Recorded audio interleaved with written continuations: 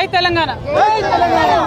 నిన్న అమీర్పేట్లో జరిగినటువంటి దారుణమైనటువంటి అగ్ని ప్రమాదము, ఆ స్థలాన్ని పరిశీలించడానికి రావడం జరిగింది. ఇది ఈ బిల్డింగ్ లో ఉన్నటువంటి షాపుల యొక్క యజమానులందరితో కూడా మాట్లాడుతూ ఉన్నాం. సడన్ గా అనుకోకుండా జరిగినటువంటి ప్రమాదం కాదు. ఇది పోయిన సంవత్సరం నుంచి కూడా పదే పదే షాప్ వాళ్ళు మరి వెనుకనే ఒక మెస్ ఉంది, ఆ మెస్ వల్ల షార్ట్ సర్క్యూట్ అవుతుంది, కంటిన్యూస్ గా మాకు అగ్ని ప్రమాదం జరిగేటటువంటి పరిస్థితి ఉందని చెప్పి మరి అన్ని రకాలుగా వాళ్ళు పోయిన సంవత్సరం జరిగినటువంటి అంశాలన్నీ కూడా చూపిస్తూ పోలీస్ వాళ్ళకి చెప్పడము, అన్ని రకాలుగా చెప్పడం జరిగింది. అయినప్పటికీ కూడా స్థానికంగా ఉన్నటువంటి మరి అధికారుల యొక్క నిర్లక్ష్యం, ఇది పోయిన సంవత్సరం జరిగినటువంటి లాస్ట్ మంత్ 3 months లో జరిగినటువంటి అంశాలను కూడా వారు చూపించడం జరిగింది. అగ్ని ప్రమాదం జరిగిన తర్వాత కూడా దాదాపుగా గంట బావు వరకు కూడా ఫైర్ ఇంజన్స్ రాకపోవడం అన్నది నిజంగా కూడా అధికారుల నిర్లక్ష్యానికి కారణం కనిపిస్తూ ఉంది.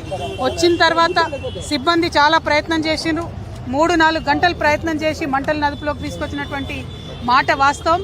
కానీ ఈ స్థలానికి చేరుకోవడానికే గంట బావు కావడంతో చాలా తీవ్రమైనటువంటి ఆస్తి నష్టం జరిగిందని చెప్పి మేము భావిస్తూ ఉన్నాం.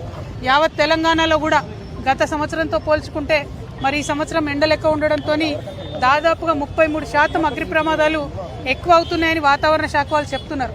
మరి ఆ విషయం తెలిసి కూడా ప్రభుత్వం హైదరాబాద్ లాంటి మహానగరంలో ఎక్కడికక్కడ ఫైర్ ఇంజన్స్ ని రెడీగా పెట్టుకోకపోవడం అంటే కేవలం ఇది నిర్లక్ష్యమే కారణం. కాబట్టి ప్రభుత్వ నిర్లక్ష్యానికి ప్రభుత్వం వెంటనే నష్టపోయినటువంటి ఈ షాప్ యజమానులందరికీ కూడా నష్టపరిహారం చెల్లించాలి. తీవ్రమైనటువంటి ఆస్తి నష్టం జరిగింది. దాదాపు 3 నుంచి 4 కోట్ల వరకు వారి యొక్క ప్రాపర్టీ కానీ అందులో ఉన్నటువంటి సరుకు కానీ నష్టపోవడం జరిగింది. అయితే ఇక్కడ ఉన్నటువంటి యజమానుల యొక్క ఫైర్ ఎన్ఓసీని కూడా మేము చూడడం జరిగింది. వారికి ఎన్ఓసీ ఉంది, ఫైర్ డిపార్ట్మెంట్ వాళ్ళు వచ్చి ఎంక్వైరీ చేసి ఎన్ఓసీ కూడా ఇచ్చినారు. మరి ఇంతగానము వాళ్ళు గత 3 నెలల నుంచి రిపోర్ట్ చేస్తుంటే ఎన్ఓసీ ఇవ్వడము, చుట్టుపక్కల ఉన్నటువంటి బిల్డింగ్స్ని కేర్ తీసుకోకపోవడము, సరైనటువంటి ఇన్స్పెక్షన్ చేయకపోవడంతోనే ఈ ప్రమాదం జరిగిందని నేను బలంగా నమ్ముతా ఉన్నాను. మరి పొద్దునే హైడ్రా అధికారులు కూడా వచ్చి చూసి వెళ్ళినారని చెప్తున్నారు. వారు కూడా ఇంకా సీరియస్గా ఎంక్వైరీ చేయాలి.